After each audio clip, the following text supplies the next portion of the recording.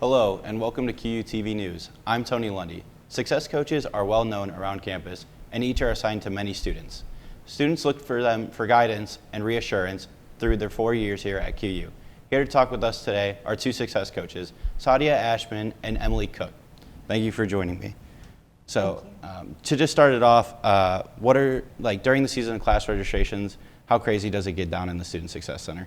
It is a very, very busy time, and I feel like a lot of it happens, people start getting the communication right at that moment. At that same time, they just kind of flood the SSC, and we tend to have a revolving door for a good solid 2 weeks during that period. Yeah, I could imagine that. So another question, what are some personal goals when helping students register for classes?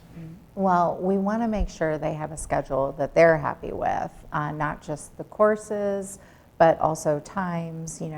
As you know, we have many student athletes, so we're looking at if this is going to interfere with practice, things like that. So I think our goal is that the student is happy with their schedule and they have, the classes that they need to take.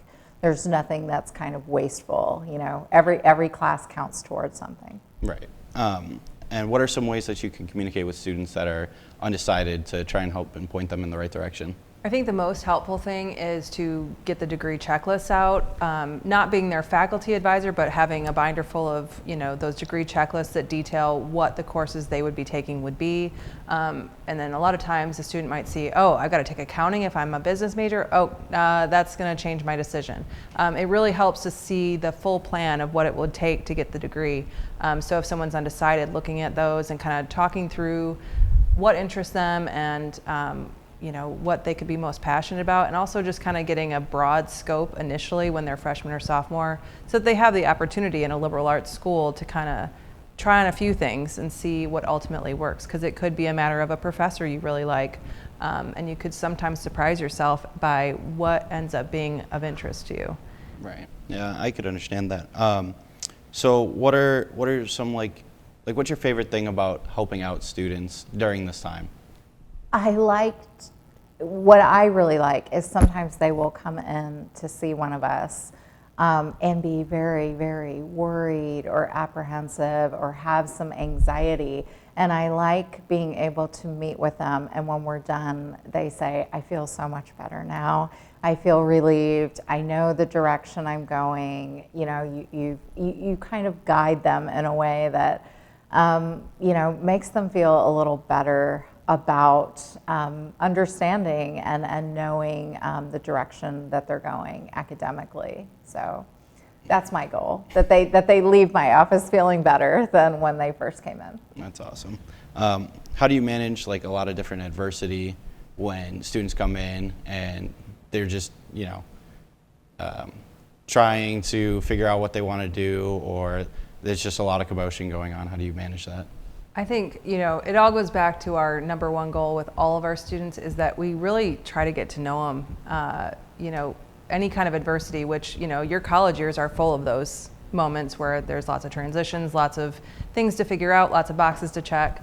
And I think the more we are able to visit with a student and talk to them and figure out, like I said, where their interests lie and who they are and what, where they see themselves in the future, I think all of that is a process, and without first asking some of those basic questions and getting to know them, it's really hard to inform them or guide them in a way that's effective. At what point is it the student's responsibility to where you don't have to baby them through their time here?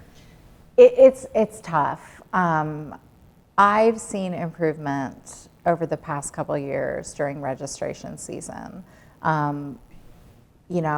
A few years ago, there was still a lot of confusion about faculty advisors versus success coaches. Who do I need to see before I register, et cetera, et cetera. Now I feel that everyone is understanding. However, we do have the students that it's just not on their radar. Weeks will have passed, and we're ready to end the semester, and we'll have students come to us and say, I need to register for classes. And then they're upset when classes are full. And it's just kind of a teachable moment, you know, like had you registered, had you read the email correspondence, you would have had a better understanding. And this is kind of what happens when we drop the ball. So just a little bit of accountability from the success coaches. Well, I appreciate you guys for coming out here and Thank you. giving us some, key guidance on what goes down in the Success Center for you guys. Yeah, we appreciate you, Tony. All right. Thank you for watching QUTV News. If you'd like to see more, be sure to follow us on social media and QUmedia.net.